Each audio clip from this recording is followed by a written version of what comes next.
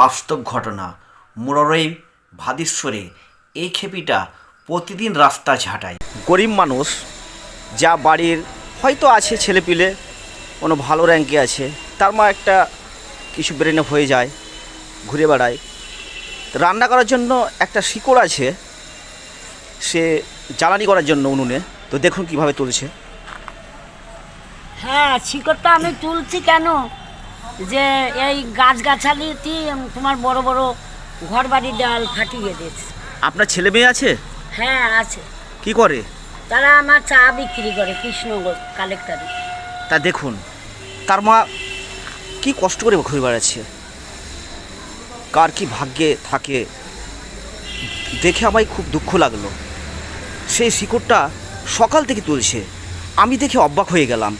বলি দেখি, একটা ভিডিও না করলে থাকতে পারলাম না, তার জন্য একটা ভিডিও করলাম। কিভাবে খাওয়া দাওয়া করো? খাওয়া দাওয়া আমাকে সেরকম মানসিক খাবার টাবার দেয় না, মানে আমার বাড়ি থেকে রাগ করে চলে আসছি। আমার হয়েছিল হাতে পায়ে ঘা। আর ঘুমাও কোথায়? ঘুমাই স্টেশন। আচ্ছা, বাড়ি যাও না? না, বাড়ি যাইনি। বাড়িটা কোথায় বললো? বাড়ি কৃষ্ণনগর, নদিয়া। ঠান্ডা লাগে না? ঠান্ডা লাগলে আর কি করব। এখানে তো অনেক নেতা মন্ত্রী অনেকজন আছে, তো কেউ একটা কম্বল দেয় না? কম্বল দেয়নি, কারণ আমি যখন দেয় তখন থাকিনি, আমি অন্য জায়গায় থাকি। শিকড়টা কতদূর উঠলো যে আপনি জ্বালানি করবেন উনুনে? তার 2 হাত উঠে গেছে, মানে জীবন গাছ। মানে ঘর ভয় লাগে না? এখানে তো অনেক কিছু থাকতে পারে, ইঁদুর থাকতে পারে, সাপ থাকতে পারে। ও কিছু হবে না।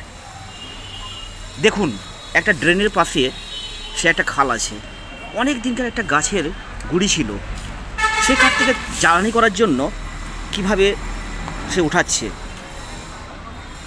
এটা গরিব মানুষ।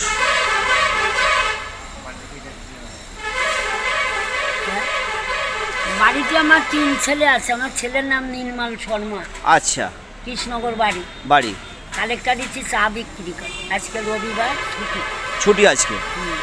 আর আপনি ঘুরে ঘুরে ঘুরে বেড়ান, আর এরকম খেতে দেয় অনেকজন নাকি? হ্যাঁ, ছেলের বউ ভালো না, কেননা আচ্ছা। ছেলের বউকে যদি আমি মারি, আমার ছেলেদের ধরে নিয়ে যাবে থানায়, যাবজ্জীবন জেল করে। তা আমি দেখি যে ওদের বাড়ি গাড়ি উড়াই থাক, আমি কষ্ট করেই বেরোই। এইভাবে আনন্দ ফুর্তি খুব ভালো লাগছে না? হ্যাঁ। আচ্ছা আচ্ছা আচ্ছা, দেখুন, সবারই একটা আনন্দ আছে। একটা ভিক্ষুকের একটা যে ব্রেনে হয়, মাথা খারাপ হয়ে যায়, তারও একটা আনন্দ আছে। তার এটাই আনন্দ যে একটা গাছের গুঁড়ি অনেক দিন ধরে আছে, সে উনুনে জ্বালানি করার জন্য কত কষ্ট তুলছে, এটাই ওর আনন্দ।